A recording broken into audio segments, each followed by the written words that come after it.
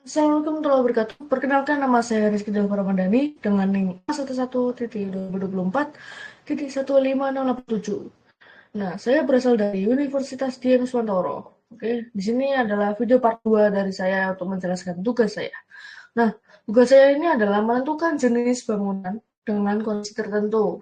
Ada banyak tuh, karena saya membuatnya ada 4 menu. Ya. Nah, di sini kan sebelumnya kan harus ada problemnya tuh, problemnya belum membuat program ini. Nah, dalam kehidupan sehari-hari pasti kan seringkali kita dihadapkan pada masalah tertentu, mengidentifikasi bentuk bangunan, berdasarkan dimensi, ataupun apapun itu. Nah, misalnya mengetahui apakah suatu bangunan adalah kubus, balok, persegi panjang, atau jenis segitiga tertentu. Program ini dirancang untuk mempermudah proses identifikasi tersebut dengan memanfaatkan input dimensi dari pengguna. Nah, masalah yang ingin diselesaikan itu seperti menentukan jenis bangunan, menentukan apakah suatu bangunan adalah persegi atau persegi panjang, dan menentukan jenis segitiga, kayak sama sisi, sama siku-siku, dan sama kaki. Jadi, saya ada solusinya. Nah, solusi yang saya tawarkan di sini adalah membuat program yang interaktif berbasis menu dengan bahasa C++. Nah, itu memungkinkan pengguna memilih jenis bangunan yang ingin diperiksa dan menggunakan fungsi khusus untuk menghitung dan menentukan jenis bangunan berdasarkan input dimensi. Nah, selanjutnya akan menjelaskan kode program yang saya buat ini. Nah, pada bagian sini ada input IOStream. Nah, dan using namespace std. Jadi, dulu include IOStream itu adalah library standar untuk input output pada C++. Ya, kalau nggak ada itu pasti nggak bisa. Dan using namespace std dalam C++ itu adalah perintah yang mengimpor semua fungsi dan objek yang terdapat di namespace std ke dalam kode itu.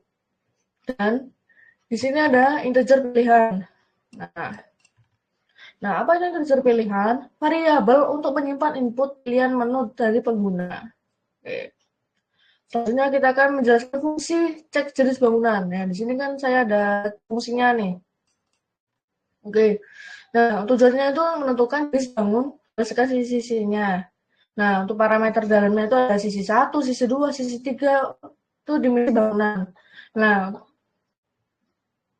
untuk logikanya, jika hanya satu sisi yang dimasukkan bangunan adalah bujur sangkar, jika dua sisi bangunan adalah persegi panjang, jika tiga sisi sama panjang bangunan adalah kubus, atau jika tidak itu balok. Oke.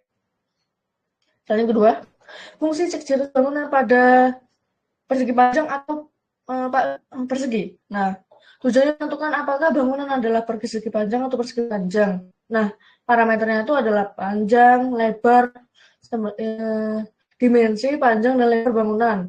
Nah, logikanya itu jika panjang sama dengan lebar, maka bangunan itu adalah persegi. Jika tidak, persegi itu adalah bangunan persegi panjang.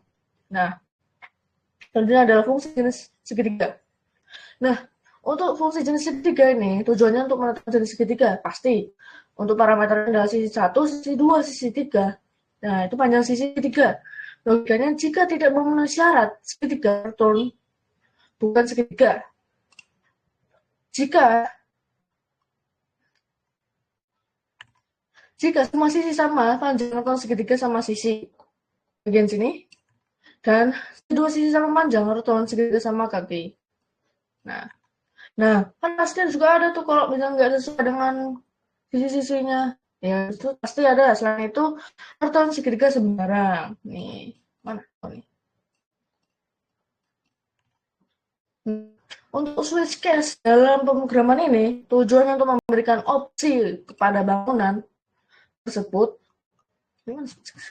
Oh, ini dia switch case saya. Jadi, case pertama itu memanggil fungsi cek jenis bangunan, yang kedua cek jenis bangun, yang ketiga cek jenis ketiga, dan 4 mengakhiri program. Nah, defaultnya itu untuk menampilkan pesan jika input tidak valid. Baik, mari kita uji coba pemrograman. Sebentar.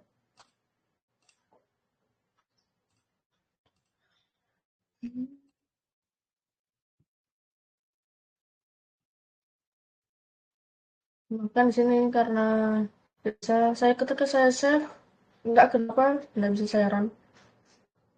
Jadi saya terpaksa copy tugas saya dengan berbentuk belum saya simpan.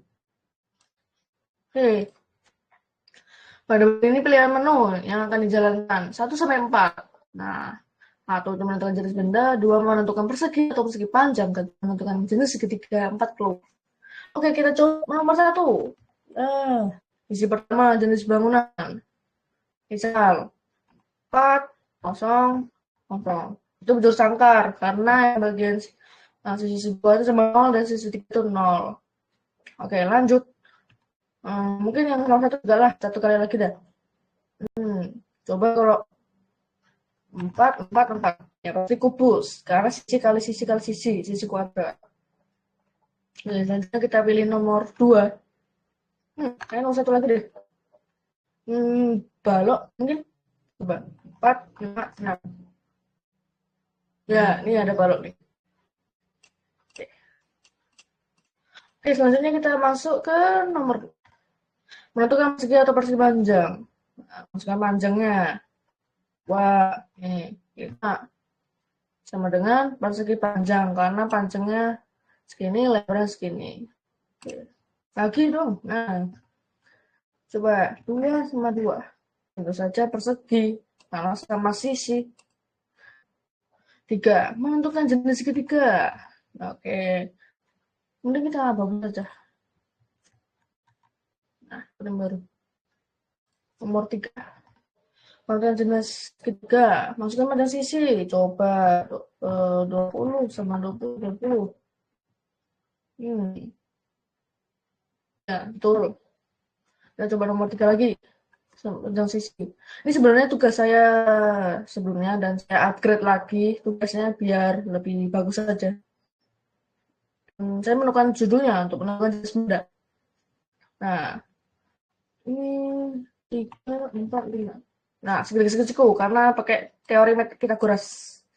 Ya, terus sama lagi 2, 2, 5. Oh, bukan segitiga. Iya, ada bukan segitiga juga. Lupa saya. 4, 5, 6. Maaf. Oh,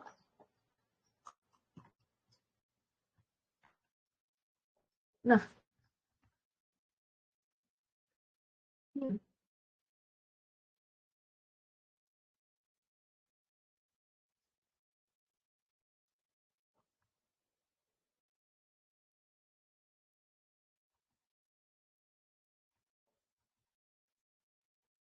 Nah, sama lagi itu gimana? Lupa.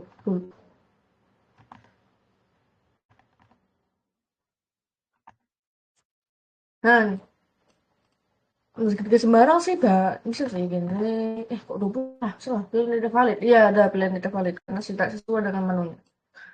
Nah, kita coba. Bebas lah. Ayo. Mungkin segini. 20, 50. Oh, angkanya segitiga sembarang ada. Pokoknya bisa lah. 4 keluar. Baik.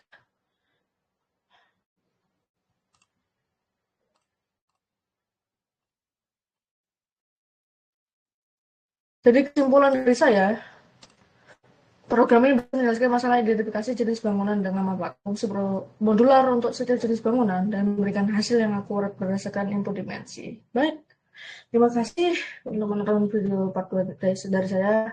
Wassalamualaikum warahmatullahi wabarakatuh.